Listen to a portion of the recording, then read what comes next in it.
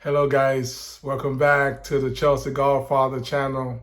Please subscribe to my channel for regular Chelsea updates. Here we go from Fabrizio Romano himself, Cole Palmer. Welcome to Chelsea FC. 21 years old, played about, I believe, 25 games. Was that last year? And I believe for his City career, played 41 first team games and scored about 6 goals. But obviously, it's all about what happened. His a breakthrough season was last season, where he, on and off the bench, made a total of 25 appearances. I believe in the league itself, he had played about 14 games, and obviously, he had that massive performance this summer for England's under 21 team to help them lift the Euros. And obviously, we saw him. We saw that amazing world-class goal that he scored against Arsenal not too long ago, really. I mean, a few weeks ago. I know it does kind of feel like it was months ago, but it's really only a few weeks ago. Earlier this month in the Community Shield, he had a wonderful goal, and I could have sworn he came off the bench in that game and scored a marvelous goal with his left foot. And that looked like it was going to be the winning goal until fate had other ideas. And then, of course, he had the equalizing goal a little bit later in the Super Cup, the Europa Super Cup, to help City win the really to come from behind. It was a 1-1 draw, and they won that Super Cup on penalties, and that was largely due to Cole Palmer's contributions. So this is a massive talent. Listen, if you're playing for Pep Guardiola, then you must know how to play, right? Pep does not allow people to play, kids, to play for his team. He's very, stingy with his, playing time, right? He does not force kids onto the field. And that's why, really, if you look at it, Palmer is 21 years old. And arguably, because if you ask yourself, what was James doing at 21? What was Mason Mount doing at 21? I mean, these are the two academy boys. I mean, I believe James was 20 when they led Chelsea to win the to lift the Champions League.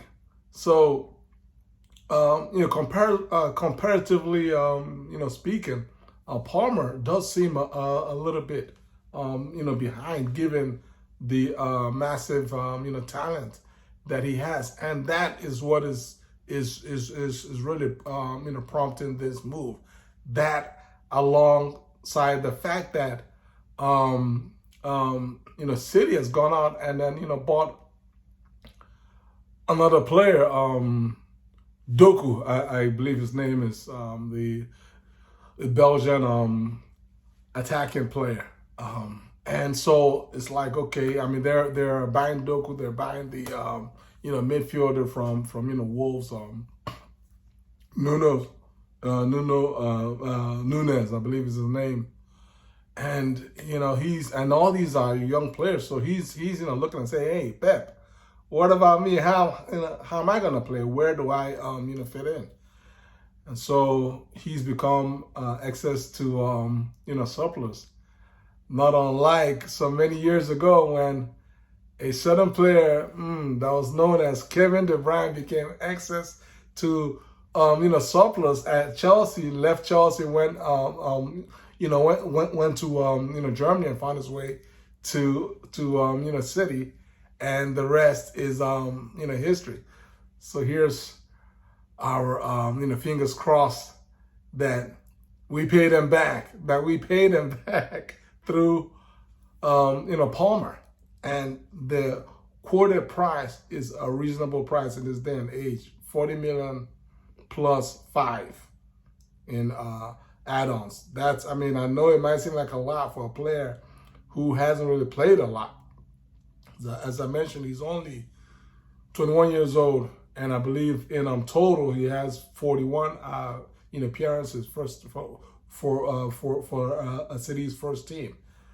And whereas a player like, for instance, Mason Mount, just to give you an idea, was racking up 50 game appearances per season for the last couple of years before last season, when things kind of fell apart.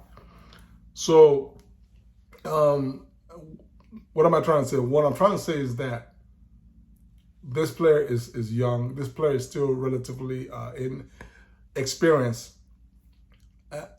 Regardless, this is a player who fits the profile of the type of players that Pochettino has been going for as of recent. And if you carefully look at some of these players, it's not a coincidence that some of these players tend to be a little bit on the tall side, 6 feet or over.